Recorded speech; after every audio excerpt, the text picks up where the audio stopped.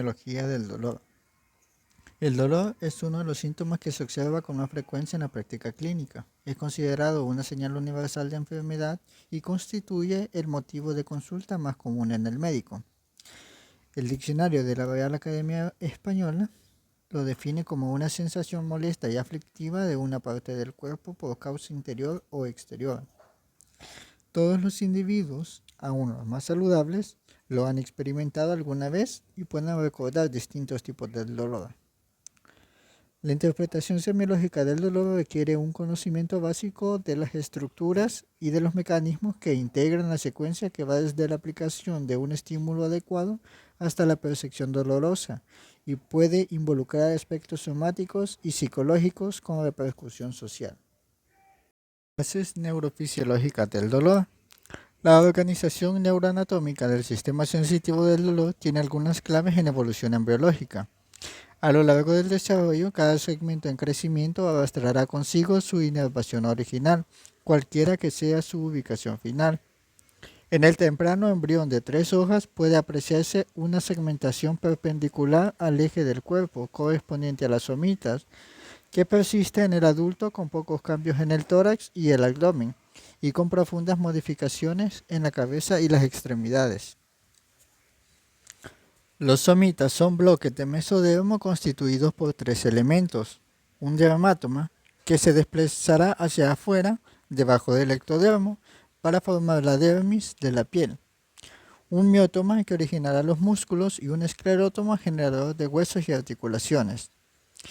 A diferencia de las somitas, las vísceras son tubos longitudinales, inicialmente ubicados en la línea media, con un mecanismo de crecimiento por diverticulación. Los esbozos surgidos del intestino primitivo que originan los pulmones, el hígado, las vías biliares y el páncreas constituyen claros ejemplos. Estos crecimientos longitudinales alejan considerablemente la inervación de los lugares de los que provienen. Esta breve referencia permitirá comprender algunas de las diferencias entre los dolores somáticos, cuya génesis está en las estructuras somáticas superficiales, como la piel y el tejido celular subcutáneo, o profundas, como huesos, articulaciones y músculos, de localización más o menos precisa, y los dolores viscerales, cuya ubicación topográfica es más difusa y por lo tanto es dificultoso reconocer el órgano de donde proceden. Las vías de conducción del dolor tienen una disposición compleja, cuyo conocimiento elemental es imprescindible para interpretar el valor semiológico del dolor. Las primeras neuronas de la vía somática del dolor, encargadas de transmitir impulsos provenientes de derivados de las somitas embrionarias, tienen sus somas pseudomonopolares ubicados en los ganglios anexos a las raíces posteriores medulares o en el ganglio de Gasser, en el caso del trigémino. Las primeras neuronas de la vía simpática, responsables de la conducción de los impulsos originados en las vísceras torácicas y abdominales, tienen sus cuerpos multidendríticos en los ganglios de las cadenas laterovertebrales. Estas neuronas funcionan como verdaderos reguladores de la actividad autonómica, ya que reciben y procesan información proveniente de la periferia, por ejemplo de los plexos mientérico y submucoso, y la envían hacia la médula, donde se elabora la información ascendiendo a niveles superiores del sistema nervioso central o volviendo como eferencias a los órganos periféricos. Hoy se sabe que algunos impulsos dolorosos entran en el sistema nervioso central por el sistema parasimpático, como, por ejemplo, algunas aferencias de la vejiga y del recto, que son transportados por el nervio pelviano a la médula sacra. Las neuronas pseudomonopolares envían 2 prolongaciones, una centrífuga integrante de los nervios periféricos y que termina en el nociceptor primario, y otra centrípeta que ingresa por la raíz posterior y hace sinapsis con neuronas del asta posterior de la médula. En el nervio periférico se encuentran fibras de distintas características estructurales y funcionales, que se clasifican según su grosor, su cubierta de mielina y su velocidad de conducción. Las fibras mielínicas A son las de mayor grosor y por consiguiente las de más alta velocidad de conducción. Entre ellas existen subtipos, las fibras A-alfa, que se activan ante estímulos táctiles o con movimientos suaves de los receptores, y las fibras A-delta, de 1 a 5 micrones de diámetro que participan en la transmisión del dolor y conducen a aproximadamente 20 metros por segundo. Las fibras amielínicas o C son más delgadas, de 0,2 a 1,5 micrones y conducen a 2 metros por segundo. Ambos tipos de fibras A y la C transmiten el dolor. Las primeras predominan en el sector somático superficial y profundo y la fibra C en la inervación dolorosa visceral. En este cuadro podemos ver las diferencias entre el dolor somático y el visceral. Con referente al dolor, en el tipo somático tenemos que las fibras predominantes son las mielínicas A y en el visceral son las amielínicas o C. Los límites del dolor somático son precisos y bien localizados. En cambio, en el dolor visceral, estos son imprecisos, mal localizados, en general referidos hacia la línea media. En cambio, los mecanismos generadores de dolor somático son por traumatismos, temperaturas extremas o inflamación. Y en el dolor visceral tenemos, por ejemplo, la distensión, como la distensión abdominal, la isquemia, como en el infarto agudo de miocardio, y la inflamación, como en la colitis. Segunda neurona de la vía del dolor. La prolongación centrípeta de las células pseudomonopolares entra en la médula por las raíces posteriores, aunque una pequeña cantidad que carece de significación funcional lo hace por las raíces anteriores.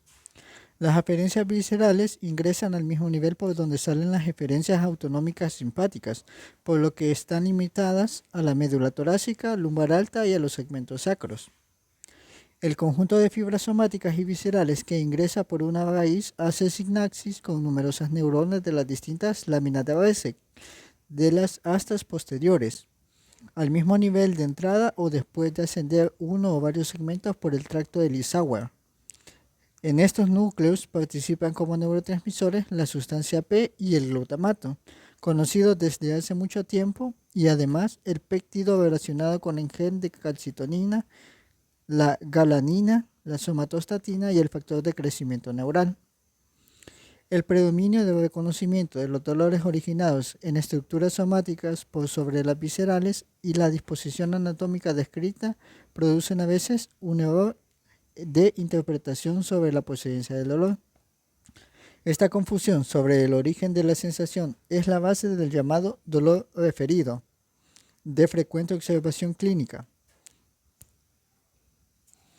Por ejemplo, un dolor provocado por isquemia miocárdica y transmitido por fibras simpáticas puede ser interpretado por el paciente como iniciado en la piel, los músculos o las articulaciones del cuello, los hombros, los brazos o los antebrazos, sectores inervados por nervios somáticos que ingresan en el sistema nervioso central junto con las fibras simpáticas provenientes del corazón. Lo mismo ocurre con el dolor visceral causado por una litiasis pielo-ureteral, que se interpreta como proveniente de estructuras somáticas inervadas por los nervios abdominogenitales. Los cuerpos neuronales agrupados en las distintas láminas de las astas posteriores de la médula constituyen el comienzo de la vía espinotalámica, cuyos axones, después de cruzarse en la comisura gris anterior, ascienden por los cordones anterolaterales y terminan en el núcleo ventral posterolateral, en el complejo núcleo posterior y en los núcleos intralaminares del tálamo. Esta es la vía neoespinotalámica, responsable de la percepción finamente discriminativa del dolor y la temperatura. Junto a esta existe otra vía espinotalámica multisináptica y por consiguiente más lenta, conectada en su ascenso con la formación reticulada pontovulvar, a través de ella el cerebelo, con el núcleo ceruleus, con los núcleos del rafe medio, con la formación reticulada mesencefálica, con la sustancia gris periacueductal, con el hipotálamo y con el sistema límbico. Esta filogenéticamente más antigua y que por ello se denomina vía paleoespinotalámica, es la que permite comprender la coordinación de los reflejos vinculados con el dolor, su componente afectivo, las influencias recíprocas entre el dolor y los estados del sueño y vigilia y la activación de mecanismos descendentes reguladores del dolor por vías nerviosas o endocrinas. Regulación de la vía del dolor y de la sensación dolorosa.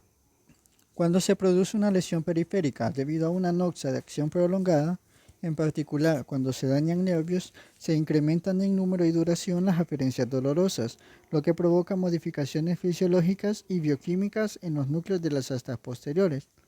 A este nivel, los principales neurotransmisores son la sustancia P y el glutamato, sintetizados y liberados juntos en los terminales nociceptivos centrales de las células pseudomonopolares de los ganglios de las raíces posteriores. La sustancia P actúa a nivel medular sobre un receptor específico NKI, cuyo bloqueo no produce analgesia, pero disminuye en un 50% la hiperalgesia provocada por una inflamación experimental periférica. El glutamato, un aminoácido excitatorio, es el principal responsable en el desarrollo y mantenimiento de la hiperalgesia. Tanto en el sistema nervioso central como en el periférico se encuentran diversos receptores para el glutamato, por ejemplo, dependientes de ligandos asociados con proteína G, cationes selectivos e ionotrópicos. Mecanismos supramedulares del control de dolor. Tenemos el sistema descendente inhibidor del dolor, el cual se conoce desde hace muchos años. Este puede ser activado por diversos estímulos como el estrés agudo, la enfermedad que provoca el dolor, el comportamiento cognitivo y el mismo dolor espontáneo o experimental. En el laboratorio se ha visto que la estimulación eléctrica de determinadas áreas produce una marcada analgesia. Estas áreas son la corteza somatosensitiva, la sustancia gris periventricular, el tálamo, el hipotálamo y sobre todo la sustancia gris ventrolateral periacueductal, el locus ceruleus protuberencial y el núcleo ventromedial del bulbo. Estos núcleos tan distantes anatómicamente tienen en común dos características funcionales de importancia. Primero, se encuentran conectados en serie. Partiendo del hipotálamo, se proyectan sobre la sustancia gris periacueductal y de ahí al núcleo ventromedial del bulbo, de donde parten vías descendentes bilaterales que terminan en las astas posteriores de la médula. Y segundo, tienen alta concentración de opioides endógenos y de sus receptores. Recientemente se ha descrito que además del sistema inhibidor existe otro sistema, el descendente facilitador del dolor. Por ejemplo, la estimulación eléctrica o química del núcleo ventromedial del bulbo con intensidades menores que las utilizadas para inducir inhibición puede originar, de manera paradójica, una facilitación de la transmisión nociceptiva a nivel medular, que es conducida hasta los niveles inferiores por vías anatómicas, fisiológicas y farmacológicas independientes de la inhibición. Clasificación fisiopatológica del dolor. La siguiente clasificación se basa en un criterio clínico del dolor y la organización neuroanatómica del sistema sensitivo en la evolución embriológica. Dolor somático. A nivel somático superficial y profundo puede producirse dolor experimental o clínico mediante traumatismos que estimulan mecanorreceptores. La estimulación con temperaturas muy altas, mayores de 55 grados centígrados o muy bajas, por debajo de 5 grados centígrados, despierta dolor por activación de termonociceptores. El tercer tipo son los nociceptores polimodales que responden a estímulos mecánicos, térmicos y químicos. Recientemente se ha reconocido en diversos órganos un tipo de receptores que no responden a estímulos mecánicos, fisiológicos ni suprafisiológicos, pero sí a estímulos químicos. Se trata de los receptores silenciosos o dormidos, que tienen gran importancia para la comprensión del dolor de la inflamación. La hiperalgesia se explora muy a menudo en la práctica clínica como forma de evidenciar el compromiso de un órgano.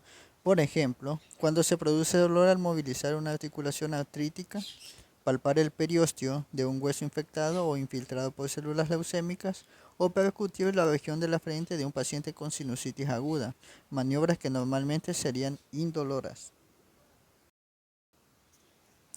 La distensión espontánea o experimental es el estímulo algogénico de las vísceras huecas que más se ha estudiado. Este tipo de dolor se agrava periódicamente con las ondas de contracción propias de cada órgano que aumentan la presión intraluminal.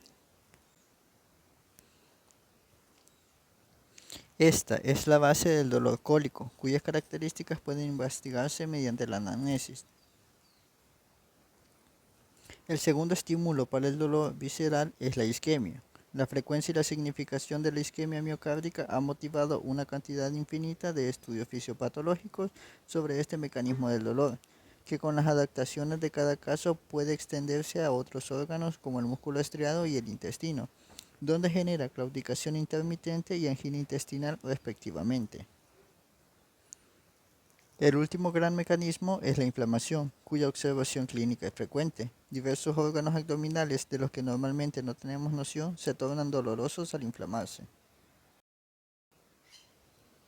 La alodinia es el dolor provocado por un estímulo mecánico o térmico que en condiciones habituales es inocuo. La hiperalgesia es el descenso del umbral perceptivo para estímulos dolorosos que provoca una facilitación en la producción del dolor. La hiperpatia es una alteración del sistema nervioso central en la que se eleva el umbral para el dolor, pero una vez alcanzado desencadena un dolor de máxima intensidad a la que se llega rápidamente, mucho más intenso que lo esperado, y en general sin relación con la intensidad del estímulo empleado. Además de los dolores somáticos, viscerales y neuropáticos, deben considerarse los dolores psicogénicos, que se observan a menudo en la práctica clínica y que carecen de sustrato estructural evidenciable. Por ejemplo, las cefaleas o los dolores abdominales esporádicos que muchas personas sufren de vez en cuando no tienen una causa clara demostrable, porque su trivialidad y fugacidad hacen innecesario cualquier intento de estudio etiológico. En estas situaciones caben varias posibilidades. En algunos casos se diagnostica dolor psicogénico o funcional y se lo relaciona con ciertas perturbaciones mentales más o menos graves, como por ejemplo la neurosis, la hipocondria o trastornos somatotrofmorfes. Ahora se nos presenta un resumen de las características del dolor neuropático. Tenemos que este va a ser permanente o intermitente, con episodios de variada intensidad y duración. Además, este puede originarse por la lesión de las vías nerviosas en una región determinada y coexistir con un déficit para otros tipos de sensibilidad, como por ejemplo la polineuritis. Este carece de toda utilidad o sentido de alarma o protección.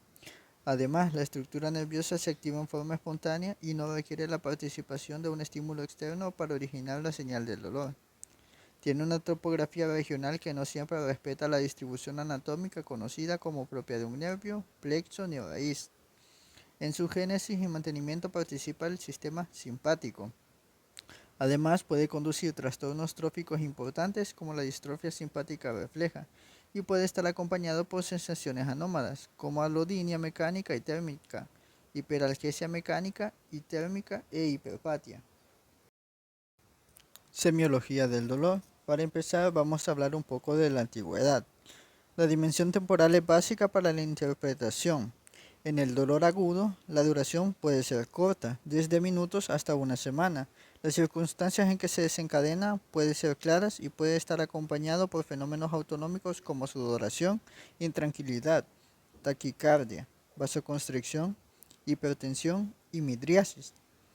Además, existen dolores episódicos más o menos intensos de comienzo y terminación súbitos, intercalados con periodos de duración variable libres de enfermedad.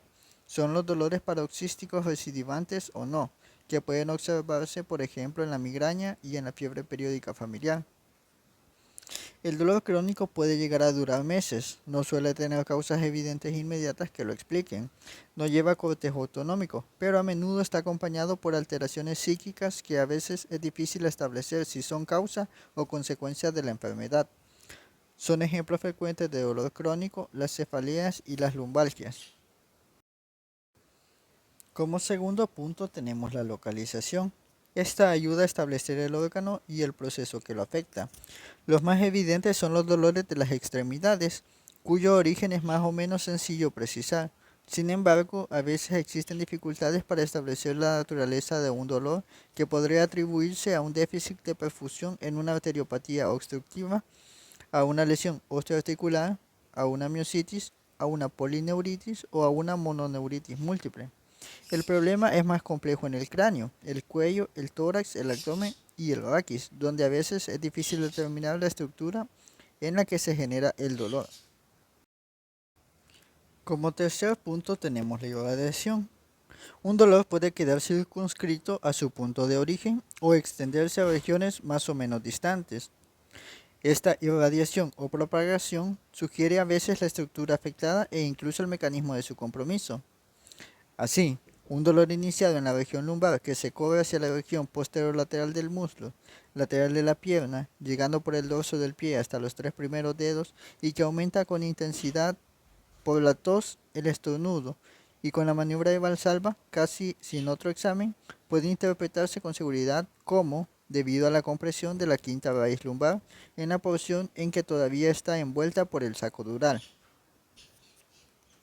La pancreatitis aguda se expresa por una epigastralgia que se propaga hacia el dorso, como si el paciente estuviera atravesado por un cuchillo.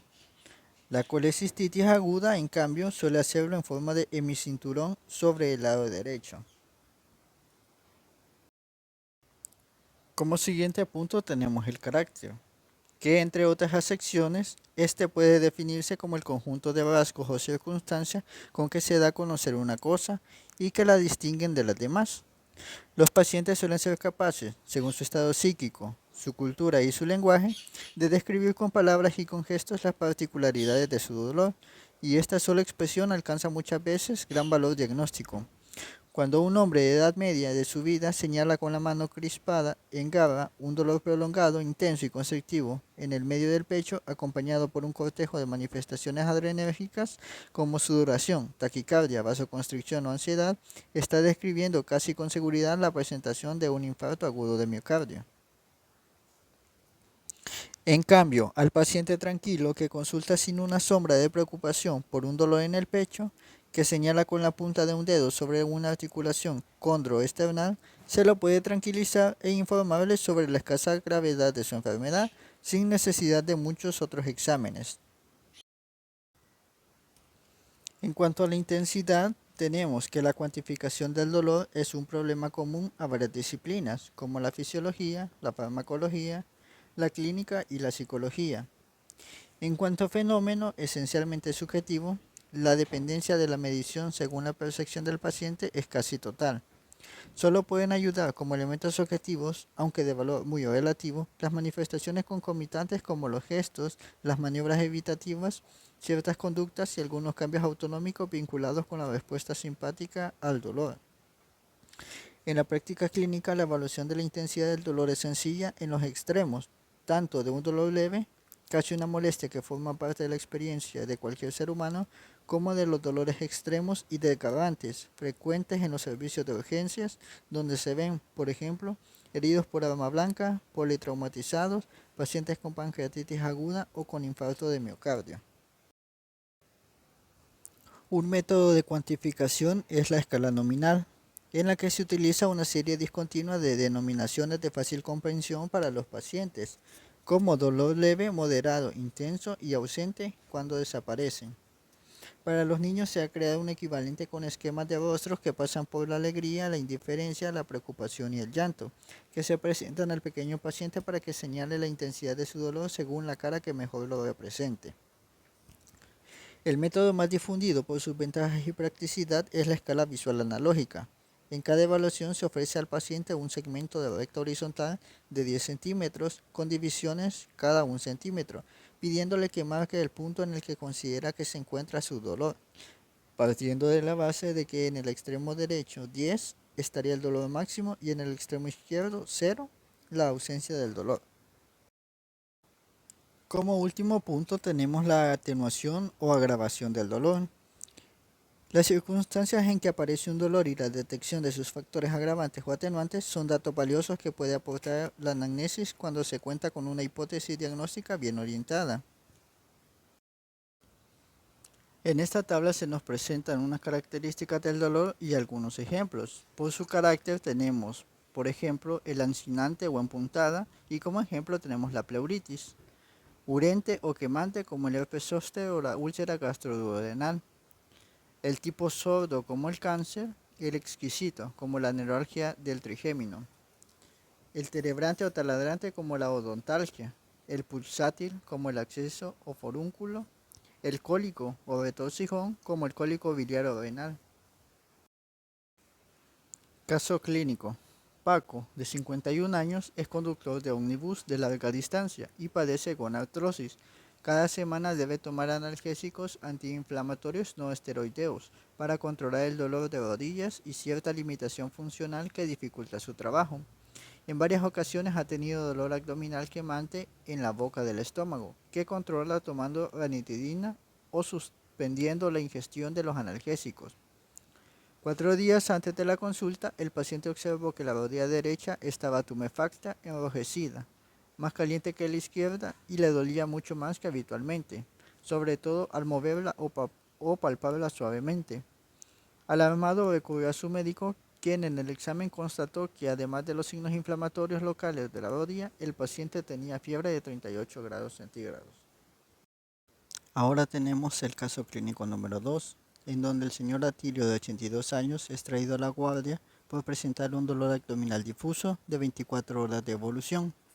El cuadro comenzó bruscamente, con dolor continuo que evolucionó con gran repercusión general, ansiedad, fiebre con temperatura rectal de 38.2 grados centígrados, hipotensión arterial de 90 sobre 60 milímetros de mercurio, tensión habitual de 140 sobre 85 milímetros de mercurio, taquicardia de 125 latidos por minuto, extremidades frías y lívidas. El examen del abdomen evidenció ligera distensión abdominal, aumento difuso de la tensión parietal sin contractura. La palpación profunda y la descompresión brusca eran dolorosas en los 9 cuadrantes y había ausencia de ruidos hidroaéreos. Atilio tiene antecedente de diabetes tipo 2 medicada con hipoglucemiantes orales, claudicación intermitente en miembros inferiores de 5 años de evolución y un infarto agudo de miocardio hace 10 años. Desde hace 6 meses presenta dolor abdominal postprandial localizado en el centro del abdomen de tipo continuo y que se resuelve espontáneamente con el correr de los minutos. La bibliografía utilizada en esta ocasión es la segunda edición de Argente en su capítulo número 8.